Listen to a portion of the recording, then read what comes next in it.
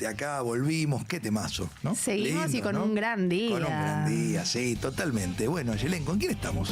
Bueno, vamos a presentar al licenciado Manuel Barrientos. Es periodista y licenciado en comunicación de la UBA. Es docente en investigación periodística y de comunicación pública. Publica sus artículos en Página 12, Revista Acción y Diario Cuatro Palabras, entre otros medios. Escribió los libros 2001, Relatos de la crisis que cambió la Argentina, Cuando fuimos el futuro y ¿Quién construye qué agenda? Bienvenido, Manuel Barrientos. ¿Cómo andan? Un Bienvenido. gran gusto. ¿Ustedes Gracias. chequearon eso que leyeron? Fuimos a la fuente, si la fuente nos mintió, ahí ya no podemos ya hacer no podemos nada hacer nada. contra eso. Varias fuentes chequeamos Sí. internet y nos dijo que había muchos más libros. Y muchos más aportes, pero no. ¿Cómo andas, Manuel? ¿Todo bien? Bien, todo bien, sí.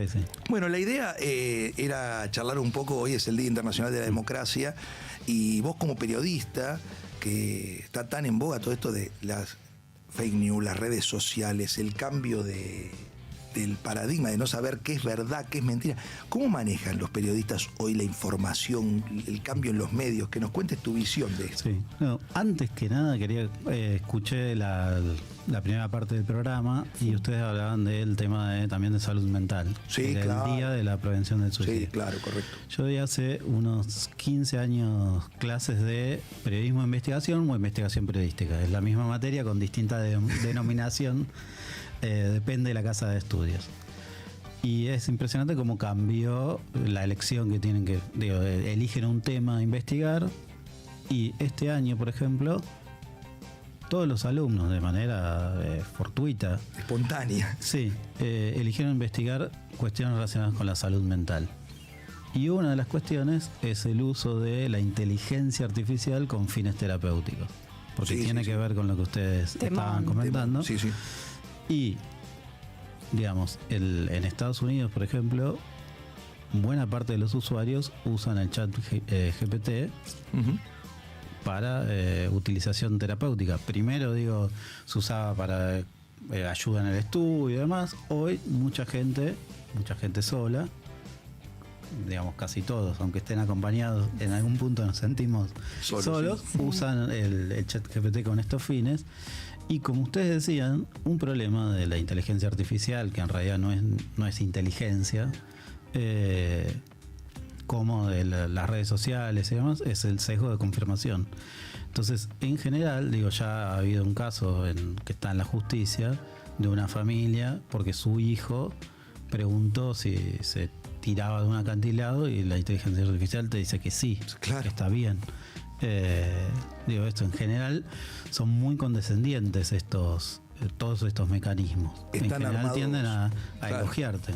Están armados para ser recontra empáticos. Exacto. Por eso funcionan muy bien en lo que es la atención al público. Ujú. Cuando alguien llama desesperado, enojado, por un reclamo, hoy te atienden máquinas, Ujú. no son seres humanos, Sí.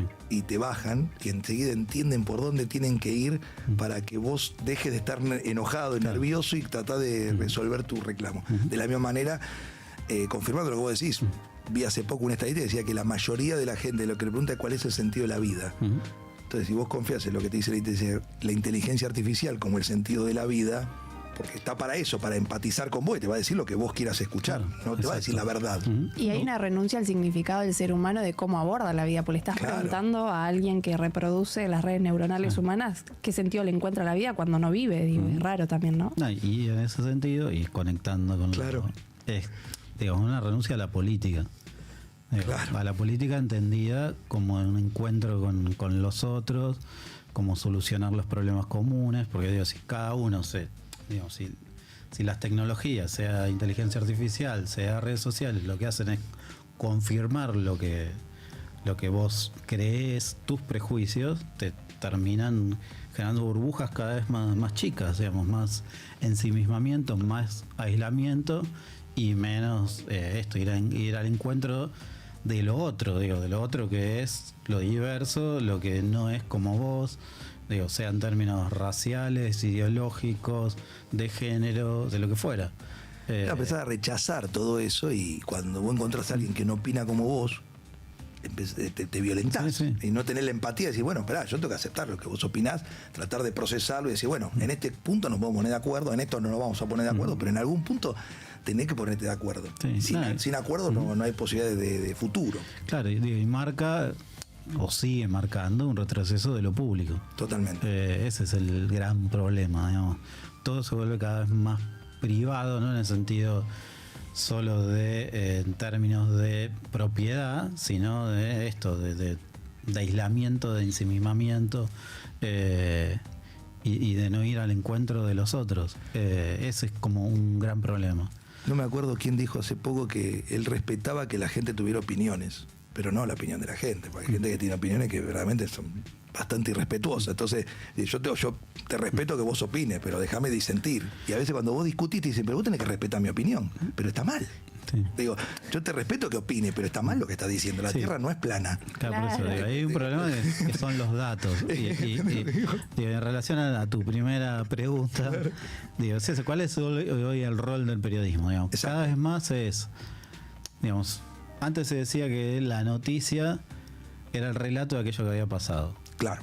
Cuando llega la televisión en vivo, en directo, con la CNN, digamos, en directo a las 24 horas, noticia es lo que está pasando, digamos, no lo que había pasado, sino lo que está pasando. Hoy la noticia es, hay tanta sobreinformación, hay sobreinformación, sea verdadera o falsa, digamos, pero hay mucha información.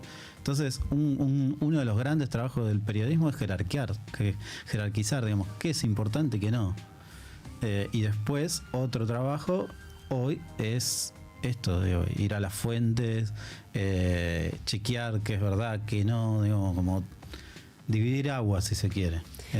Hay algo que se está generando mucho con la incorporación de las nuevas tecnologías y la radicalización del pensamiento, que es la lógica amigo-enemigo. Y eso, ¿cómo atenta a la construcción de lo público, de lo comunitario, desde la política, ¿no? Porque también es como que hoy, si no pensás como yo, entonces o sos de izquierda, o sos de derechas, o sos un facho, o sos un mandril. Digo, como esa lógica disruptiva en términos de fragmentar a todo en dos. Lo que yo pienso y todo lo demás está mal. Hay un proceso que viene desde largo. Digamos, un problema son las encuestas. Digamos. Tuvimos un invitado acá que dijo que había un consumo problemático de encuestas. Sí, dijo, el consumo problemático de encuestas. Bueno, las encuestas son muy útiles, pero la política no puede seguir a las encuestas. Claro, correcto. Debe seguirlas a veces y a veces no. Debes ir más allá, leer de manera oblicua, entender qué es en realidad lo que se está diciendo. Y un problema de eso, que en algún punto lo que hacen las redes es como las redes o la inteligencia artificial, digamos, el algoritmo lo que hace es encuestarte permanentemente. Claro, te dan información segundo a segundo de qué es lo que supuestamente vos decías. Una vez busca cuestiones que en realidad lo que busca es de manera crítica. Claro. No es que busca y el algoritmo lo que hace es como reafirmarte en eso. Claro, no sabe lo que vos estás pensando cuando lo estás buscando. Claro. Vos estás buscando pero ¿qué hace? A vos te aparecen cosas que no te interesan, digamos. Claro. Fue una cosa circunstancial y después te siguen apareciendo. Ahí hay un gran problema. El otro problema, y es como una matización de esto del algoritmo, es que en realidad, si bien las empresas buscan hacer plata y buscan confirmarte, lo que se está viendo en los últimos meses es que no es solo eso, sino que bien buscan plata, no solo con tus clics, sino también de otras maneras. Y te empiezan cada vez más a aparecer avisos que no tienen solo que ver con lo que vos pensás, sino con aquel que pone guita para que te aparezca ese aviso. Entonces hay como una hibridación, si se quiere ahora, de el viejo fenómeno de los medios masivos, en los cuales te aparecían publicidades que uno no elegía, después te empezaron a aparecer publicidades cercanos a los que vos elegías y te hicieron creer que ese algoritmo era democrático en algún punto y eso ya se empieza a quebrar. ¿Y cómo impacta? ¿Viste? Porque todo esto las empresas arman esto por una cuestión de negocios. Sí. Ninguna armó, ni TikTok, ninguno hizo esto para hacer intervenir en el sistema democrático, ni en el principio eran todos negocios. Sí. Pero esto se terminó deformando en algo que interviene directamente en los sistemas democráticos, donde influye de una manera determinada. El Brexit en Inglaterra, la primera campaña de Trump hace 8 años, o lo que le pasó a Macri el mismo día. ¿Quién puede determinar si esos 3 puntitos ¿no? Como 2 o 3 puntitos no cambiaron de mano a último momento viendo ese video de Macri el mismo día de las elecciones. ¿Cómo ves la democracia? ¿Qué podría ser la democracia? Los medios de comunicación tradicionales, porque los medios de comunicación que siempre fueron el cuarto poder era porque daban una información que el ciudadano absorbía para poder tomar decisiones políticas, ¿no? ¿Qué podemos hacer con la democracia, los medios de comunicación? ¿Qué deberíamos hacer para vos? Hoy me parece que la democracia tiene un gran problema, uno de tantos graves problemas, que tiene mucha gente adentro que en realidad es antidemocrática. Digamos, esto es claro, digamos, hay gente dentro del Estado que toma el Estado y que en realidad es antiestatal. Claro. Ser antiestatal también es ser antidemocrático. Correcto. Entonces, yo creo, sinceramente, que hace falta cada vez más un gran acuerdo de aquellos, digamos, dirigentes políticos que realmente quieran la democracia. Yo en eso tengo como cierta expectativa o esperanza. Me parece que hay algunos movimientos, pero hoy me parece que no alcanza con un partido político, sea en Argentina o en cualquier país, sino que requiere esto de consensos más amplios, por lo menos en ciertos puntos. Entonces me parece que un primer punto es eso, es como desde la política otra vez dividir aguas y decir, bueno, mira, hasta acá podemos, hasta acá no.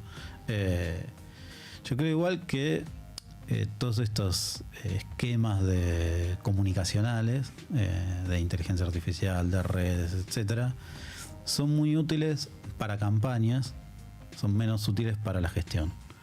Yo siempre lo he pensado, digamos, que la comunicación no puede estar nunca adelante de la gestión. Claro. Porque se generan globos que, ya lo vemos, de que eso empieza a pincharse y desvanecerse. La comunicación no es, está la comunicación de las redes, está todo lo que ustedes señalan y es cierto, y se generan esto como burbujas, operaciones, expectativas, porque en realidad lo que se trabaja es eso, expectativas, prejuicios. Ahora, si después eso, digamos, si con eso no se come, no funciona. No sirve. ¿Dónde están los 12 millones? A tener esos límites. Los 12 millones que salieron de la pobreza, claro, en la provincia de Buenos Aires. Claro, por eso digo, no son de la provincia de Buenos Aires, sean de otro lado. Uno puede decir ciertas cosas, claro, pero después... el impacto de la realidad es ese. Sí. ¿No? Lo que genera mucha gente, y es un problema, y de hecho se está viendo en las elecciones, son desilusiones muy grandes, digamos, porque en algún punto sentís que se te genera una expectativa que después no se cumple, y eso hace que mucha gente no quiera participar, no quiera votar. Es un desincentivo a la participación ciudadana. Totalmente. Mucho bajó, subió en la última elección, pero sigue siendo más baja. Durante este año en general está bajo, porque además creo que la gente, después de tantos años de democracia, como que tenía una expectativa que la democracia iba a resolver determinadas cosas que la democracia no la pudo resolver, sin importar el signo político, porque esto no es problema de un signo político nada más. Llevamos 40 años de democracia, gobernaron todo lo que uno podría imaginar en la Argentina, y la situación parece más o menos la misma que en 1983, ¿no? Un poco más, un poco menos. Sí, se profundiza y son cíclicas las crisis. No, entonces la gente dice, bueno, claro, lo que no sirve es el sistema, ya no es un problema de los gobernantes, sino lo que falla es el sistema. Pero esto de construir con la comunicación, las redes, realidades totalmente falsas o extrapoladas o exageradas. Entonces, salieron 12 millones de personas de la pobreza. Si la Argentina hubiera sacado 12 millones de personas de la pobreza, no solo el gobierno ganaría por muchísimos votos, sino que vos lo verías todos los días cuando caminas por Buenos Aires, y el subte estaría repleto a la mañana, cuando yo hoy viajo en el subte, cómodo. Y antes, hace muchos años atrás, a la hora que yo viajaba, tenía que empujar a la gente para entrar al subte, ¿no? Digo, entonces, ¿dónde está? Esas mentiras tienen patas cortas. Llega un momento donde la gente va a votar y se da cuenta que la realidad no es. Y además de esas fake que se generan en los discursos, yo quería preguntarte por los lemas que utilizan a la hora de hacer campaña. Vos sos un gran defensor de los derechos humanos, y la tendencia en la campaña de la provincia de Buenos Aires fue kirchnerismo nunca más. Una de las banderas, por lo menos de lo que yo considero, de la democracia, de la vuelta de la democracia, de no repetición de historias que han marcado de forma negativa nuestra vida institucional. Vos, desde la lectura política e institucional, ¿qué ves? Está claro, está relacionado con lo que ustedes hablaban hoy en la primera parte. Digo, hay como un intento de vaciar el debate, digamos, en cierta forma. Digamos, no hay un intento de debatir y de ganarte, sino es de desplazarte, de que vos te parezca tan absurdo la discusión que digas, no, o sea, yo no quiero participar en esto. Creo que esa campaña tiene un poco que ver con eso. Porque de hecho, si uno la ve en, digo, no sé, pasacalles colgados a los costados de la ruta o algunos carteles que tienen estas consignas, la verdad es que no se termina de entender, digamos, son medios difusos. Digo, una cosa es si lo ves más de cerca, pero digo, yo creo que en realidad molesta más, o sea, más que convocar a alguien, termina molestando más a quien se cierta incentivo, digamos, atraído de forma negativa por esa consigna. No sé si se entiende lo que quiero decir. Sí. O sea, es como que nos repele más a quienes debería repelernos que suma votos a ellos. Porque en realidad lo que tratan es eso, es como de sacarte a vos de tu eje. Sea yéndote o mostrándote de manera muy agresiva, muy enojada. Uno de los grandes problemas de ciertos sectores políticos y sociales es que todo el tiempo están comunicando repudios. Y uno se muestra todo el tiempo repudiando cosas y enojándose, diciendo, no, esto está mal. Y es un problema porque, ¿qué ve el otro? Está todo alguien mal. que está no, pero además que ve, que vos estás todo el tiempo enojado Y es una reacción, claro, todo el tiempo. y no estás construyendo. Yo creo que esta consigna tiene un poco que ver con eso. En un plano muy puntual, hay ciertos actores de la política que la verdad es que me extrañan que hayan tenido esa consigna. Por ejemplo, si vos sos intendente de 13 de febrero, cuyo personalidad ilustre más grande de ese distrito es Ernesto Sábato, que nació en Santos Lugares y que es quien escribió el prólogo del Nunca Más y que fue el presidente de la Comisión Nacional que investigó las desapariciones, y es raro, digamos. Totalmente. Es contradictorio. Y aparte en esto de enojarse, para que te presten atención, cada vez hay que enojarse más violentamente. Porque yo digo, estoy enojado con vos, pasa desapercibido. Pero si ya te meto 4 o 5 palabras de, ¿no? Mandril, culo, asesino, cuca, cosas. Claro, es muy difícil que vos te mantengas. Para que vos te, para que poder... cada vez van subiendo como la apuesta y terminan matando a alguien. Sí. Como pasó en Estados Unidos. Muchas veces. No importa si es de derecha o izquierda, no importa.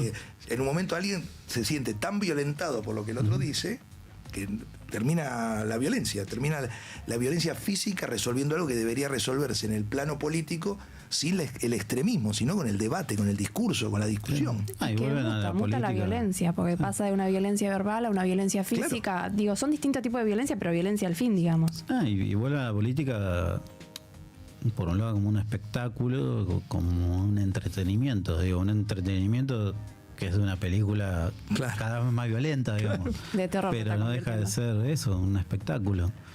Muchas veces, ahora con la irrupción de la Libertad Avanza ha cambiado un poco esto, pero muchas veces uno sabe que las clases políticas, tienen ciertos niveles de acuerdo. Hay muchas leyes que incluso ahora otra vez, hay leyes que se votan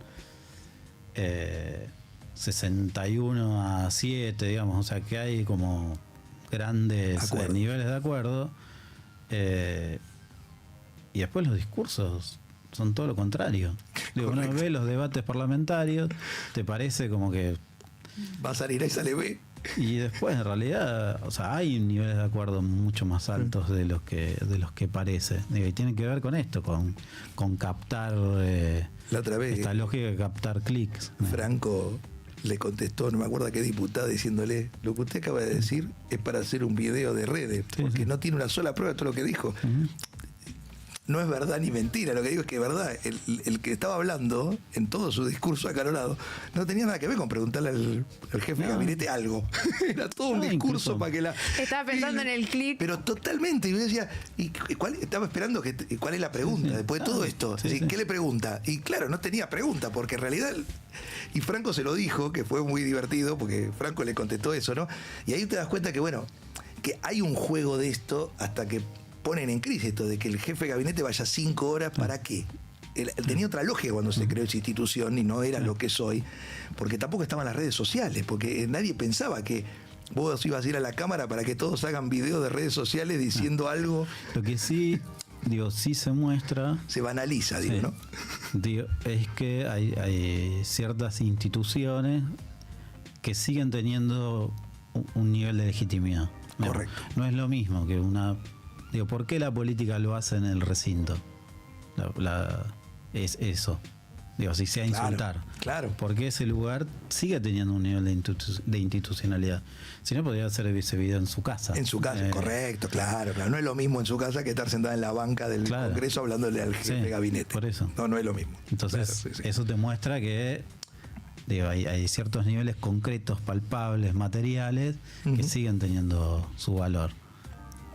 Comer, por ejemplo. Totalmente. Muy importante. Totalmente. Bueno, ¿cuál es ¿trajiste un libro? ¿O este no es el último libro? No, el último libro es Cuando fuimos el futuro, hermoso libro. Y mi pregunta siempre es, ¿alguna vez dejamos de ser el futuro? Es un gran libro para leer. Y este que traje yo es ¿Quién construye qué agenda? La verdad es que lo recomiendo porque habla de muchos temas de actualidad, pero habla también de la construcción colectiva desde la política y desde la comunicación social. Y me parece que toca como las raíces de qué es lo que está perdiendo valor para esa construcción comunitaria valiosa, ¿no? Claro. Bueno, gracias Manuel por haber pasado por Espacio de Otra Abogacía. Muy interesante tus reflexiones. Creo que la democracia está en una etapa de transición hacia esa democracia digital o, no sé, electrónica, no sé cómo será el día de mañana, pero comparto 100% lo que vos dijiste. La política tiene que dar un marco de límite a las cosas que están mal para que haya un debate público, ¿no? No, sinceramente creo que digamos, una de las claves es poder recuperar los espacios públicos. Total. En todo sentido. Si no, no hay ninguna chance de generar nada, porque si no puedes tener una instancia donde poner en común ciertas cosas, incluso desde el disenso, sin la palabra incluso, no hay posibilidades de construir un futuro. Claro, clarísimo. Bueno, gracias Manuel. Un placer haberte tenido con nosotros. Gracias por aportar tu voz siempre pacífica y que aporta a la disidencia constructiva.